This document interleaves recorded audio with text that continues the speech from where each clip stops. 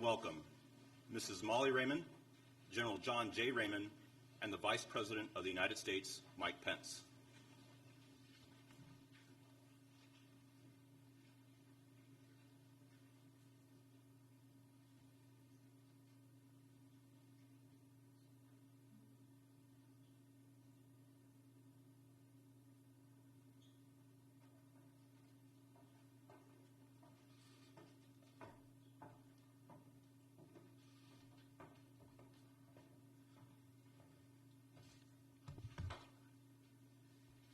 Please take your seats.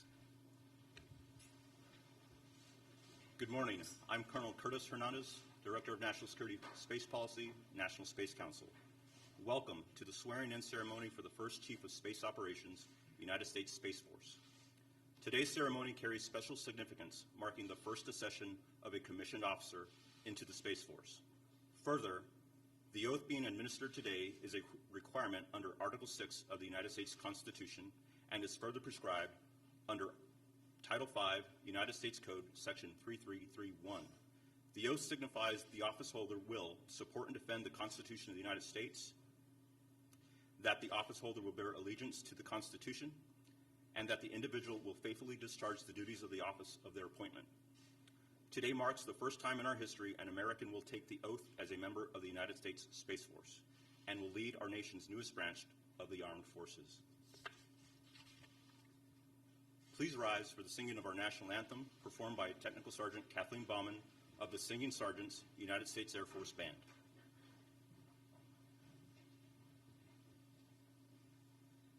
Oh, say, can you see by the dawn's early light what so proudly we hailed at the twilight's last gleaming, whose broad stripes and bright stars through the perilous fight o'er the ramparts we watched were so gallantly streaming, and the rockets' red glare, the bombs bursting in air, gave proof through the night that our flag was still there.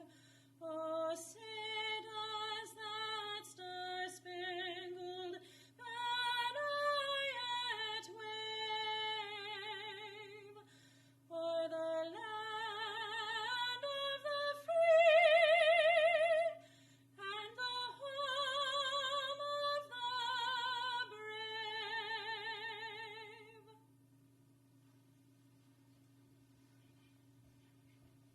Thank you, Tech Sergeant Bowman. Ladies and gentlemen, please welcome Major General Stephen A. Shake, Chief of Chaplains, United States Air Force, for the invocation.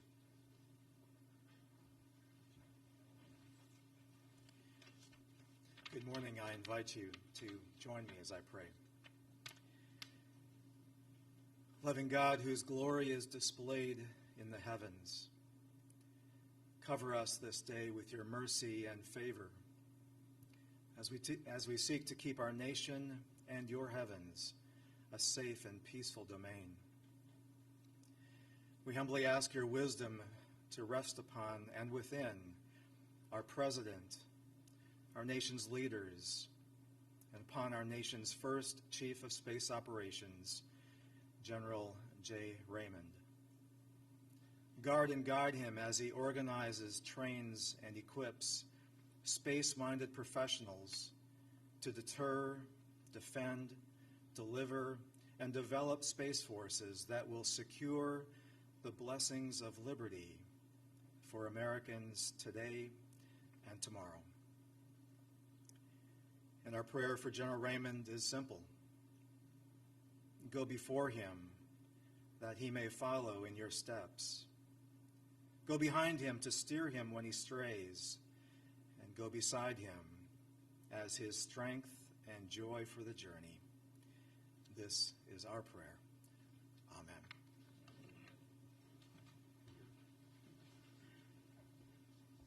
Thank you, Chaplain. And now, the Vice President of the United States. You may be seated. Thanks, everybody.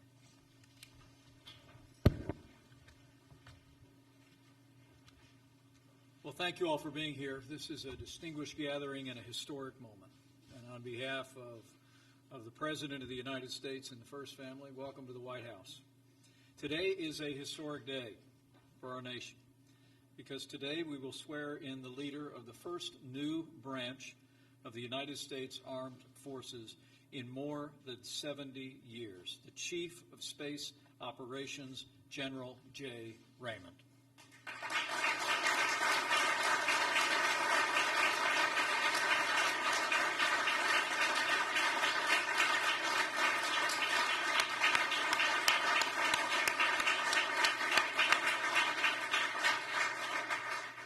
Befitting the historic nature of this occasion, we are joined by some of the most distinguished leaders in the American military and in the Congress of the United States. I want to thank the Secretary of Defense, Mark Esper, for being with us today, and thank you for your strong support of bringing about President Trump's vision for the United States Space Force. Thank you, Secretary Esper.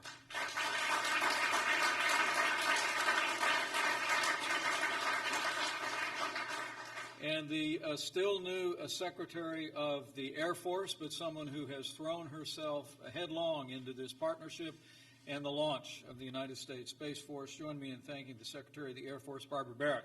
Thank you, Madam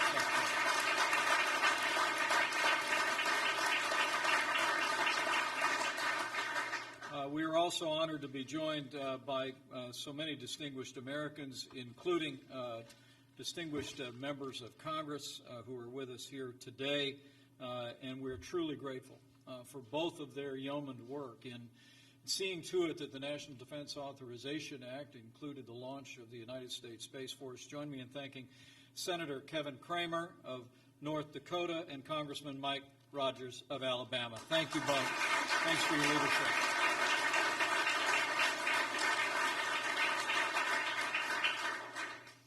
In June of 2018, President Trump laid out a vision to reclaim America's heritage as the world's greatest spacefaring nation. And in those remarks, he called for the creation of the Space Force as the sixth branch of our armed forces. And today, General J. Raymond will take his position as the first officer of the United States Space Force. As the first officer of the United States Space Force and the Chief of Space Operations, he will also take his seat on the Joint Chiefs staff. And I'm very pleased to be joined today with several members of the Joint Chiefs. Join me in thanking the Vice Chairman of the Joint Chiefs, General John Hyten, and General David Goldfein, who are with us here today. Thank you all. Thank you.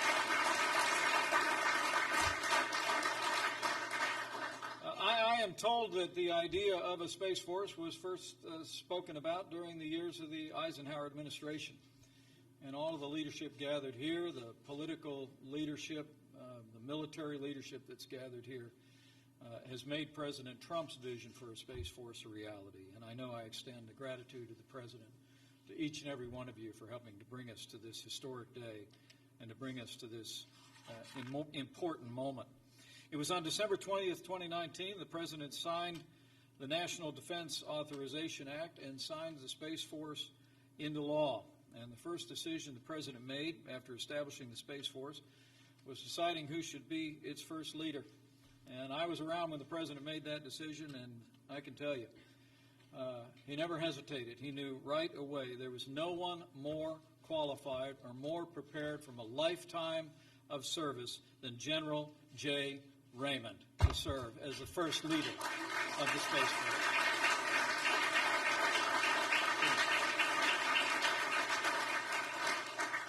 More on him in a moment, but I just learned the depth of tradition of military service of this extraordinary family. It is remarkable to think that since 1865, the Raymond family has worn the uniform of the United States. His great-great-grandfather graduated first in his class from West Point. Other West Point's graduates would include his great-grandfather, his grandfather, and his father. I am told that in his version of teenage rebellion, he headed to the Air Force. What an incredible tribute, what an incredible family. And speaking of his family, would you join me in thanking his extraordinary wife, Molly, for the lifetime of service that she's rendered to this nation? Thank you, Molly. His brother Greg, his sister-in-law Beth are here, his sister Janet, her husband Bill. We thank you. We thank your whole family for your dedication, your love for this country. But most importantly, we have a military mom and a military spouse who has lived that tradition and I think is maybe the proudest mother in America today. Would you join me in thanking General Raymond's mom, Barbara, for her extraordinary contribution to this nation? Thank you, Barbara. I think today's remarkable turnout for this occasion just shows the importance of this position to our national security. And I think it is also a testament to the respect that General J. Raymond commands among his peers all across the military in the United States. General Raymond was the perfect choice for the President to lead the Space Force because of his integrity, his decades of experience, particularly in understanding and leading the defense of this nation and the maintenance of our assets in space. General Raymond, as I mentioned, comes from a proud history of military service, but himself, he has served his country as an Air Force officer for more than 35 years. At that time, he has extensive experience overseeing all of our military operations in space. For the last 3 years, he led nearly 30,000 men and women at Air Force Space Command, which is based at Peterson Air Force Base in Colorado. He commanded the 5th Space Surveillance Squadron, the 21st Space Wing, Joint Force Space Component Command, and the 30th Operations Group at Vandenberg Air Force Base that I had the privilege of visiting just last summer. For his exemplary service, he has earned a chest full of medals, from Distinguished Service with an Oak Leaf Cluster to the Defense Superior Service Medal, and the list only goes on. In each of his roles over the last 35 years, General Raymond has excelled. He has led with distinction.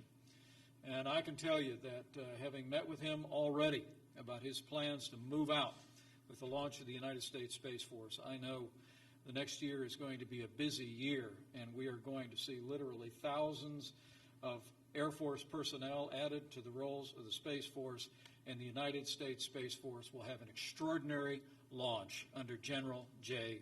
Raymond.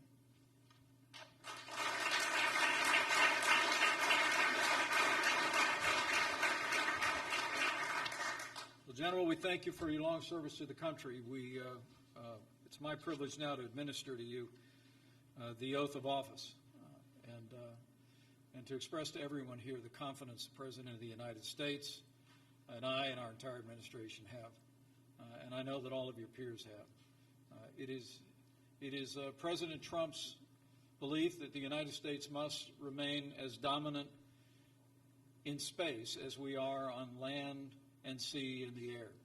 And your charge is to see to that mission with the United States Space Force, to defend this nation and to defend our ideals. And we know that you will answer that call with the integrity and with the conviction and with the professionalism that has characterized your entire career.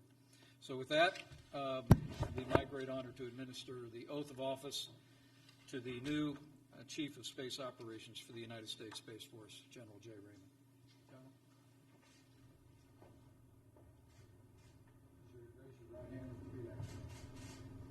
I, John William Raymond, do solemnly swear. I, John William Raymond, do solemnly swear. That I will support and defend the Constitution of the United States. I will support and defend the Constitution of the United States.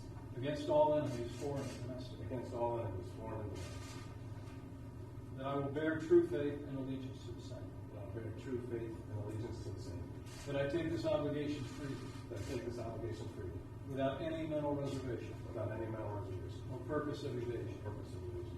And that I will well and faithfully discharge. And I will well and faithfully discharge. The duties of the office upon which I'm about to enter. The duties of the office upon which I'm about to enter. So help me God. So help me God. Congratulations.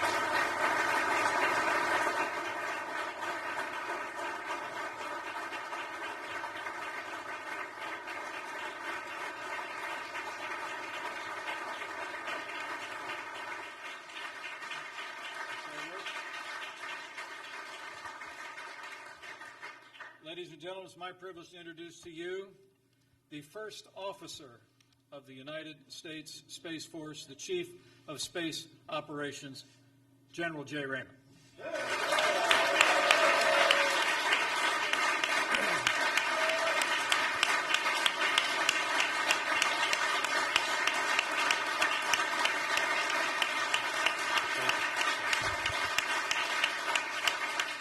Vice President Pence, distinguished guests, welcome and thank you so much. Vice President Pence, thank you for officiating today's ceremony. It's a big honor for me. It's a big honor for my family. More importantly, it's a big honor for the 26,000 airmen that come to work every day focused on ensuring our access to and our freedom to maneuver in space. My sincere thanks to President Trump, to Secretary Esper, Secretary Barrett, for the privilege of serving as the first Chief of Space Operations. I am indeed humbled. Secretary Barrett, ma'am, I look forward to serving closely with you. The President and Congress have given us a great opportunity to build the force we need to respond to the challenges that we face in the space domain, and with your leadership, I am confident we'll do just that.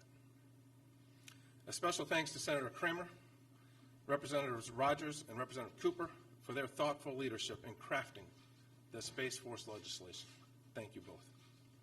Finally, I want to thank my family for being here and for their continued support. So, Mr. Vice President, you said I have integrity. So I told Molly that this was going to be our last move. And so integrity is a core value in the Air Force and in the United States Space Force. However, I lied, and thanks for packing up one more time. I promise.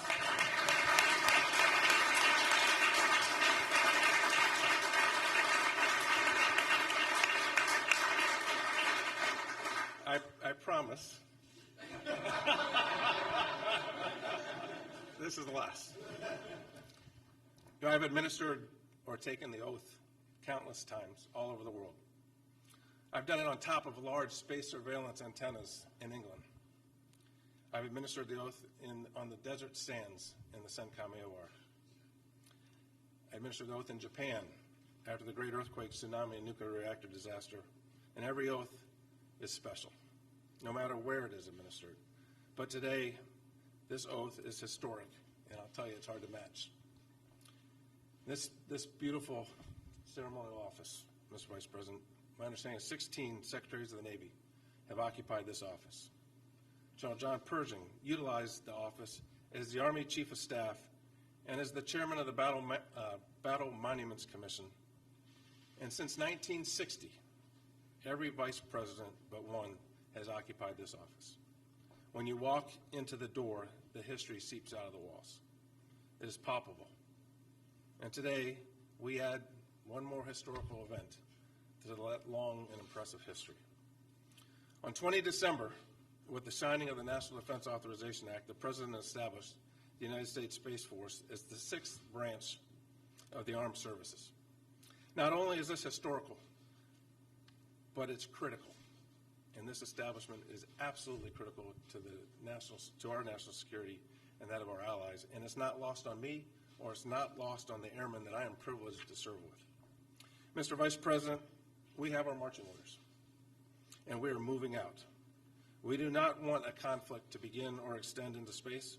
We want to deter that conflict from happening.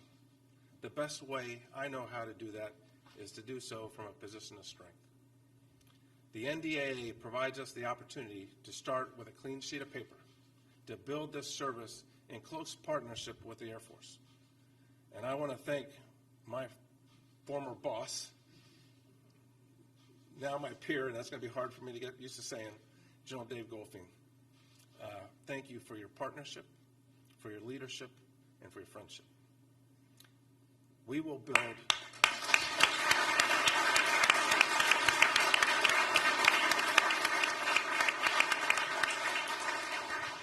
build this new service in a way that strengthens our joint force and allows us to move with the speed and agility needed to respond to the current strategic environment. Once built, the Space Force's measures of success will be that our adversaries are deterred and that our joint and coalition partners always have the space capabilities that our modern way of war and our modern way of life depend on. I can't thank you enough for the privilege of being here today. Thank you for the honor of administering the oath, and thanks everybody for attending. Have a great day, and it's now time to get to work.